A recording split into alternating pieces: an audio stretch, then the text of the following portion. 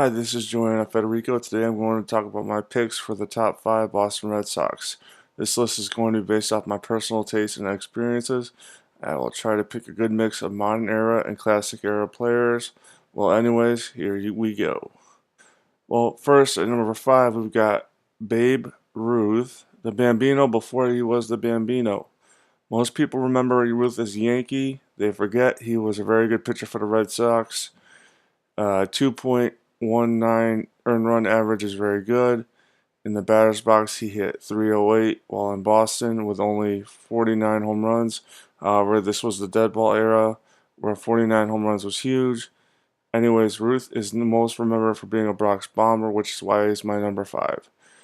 He was a great player. Like, even with the Red Sox, he was still really good. Next up at number 4, we got Pedro Martinez. Pedro. Probably one of the best pitchers I've ever seen growing up. He was just dominant. He was the premier pitcher for the Red Sox in my younger years.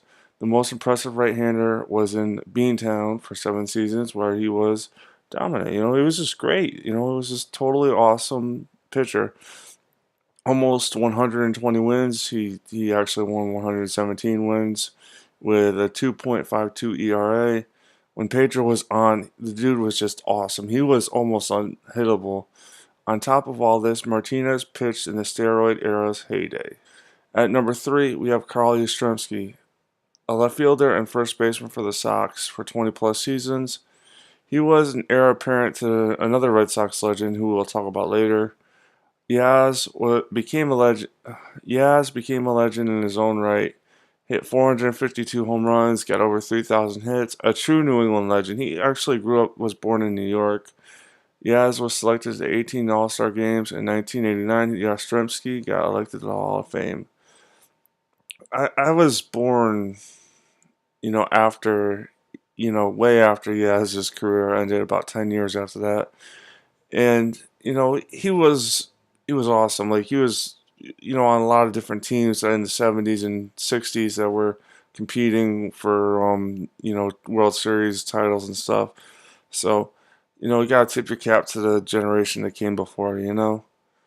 David Ortiz is more in my wheelhouse, to be honest with you, and he's at my number 2 spot. Big Papi was the heart of the Red Sox for basically my childhood. Growing up, David Ortiz was one of my idols. Ortiz always seemed to get the biggest hits in the toughest situations. Although Ortiz played for 6 seasons in Minnesota, and he was a DH who couldn't field at all. I mean, you got to give him. I cut him some slack on the DH stuff because that's just the league he played in. David Ortiz was just a consistent leader for 3 World Series champions. That's almost a number 1 spot on any other team. Number 1 is Ted Williams. Ted Williams is not just a Red Sox legend, but a real American hero. He served in the military from 1943 to 1945 and in the Korean War. That makes everything seem impressive, not just from like the fact that he served, he put aside the bat and glove and helped us during World War II and the Korean War. He was just an American hero, man. You don't like right out of the comic books. However, he was also productive at a later stage in his career. At age 41, he was hitting 29 home runs. That's insane. In a way, both Yaz and Williams were extremely similar in that regard. They were both like the Iron Man, going to play, very durable, 20-something years, boom, boom, done.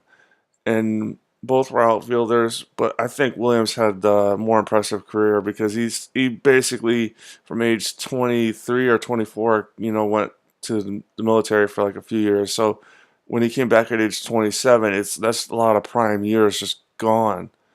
Anyways, that's my top 5. So if you want to like and subscribe, that'd be great. Thank you. Goodbye.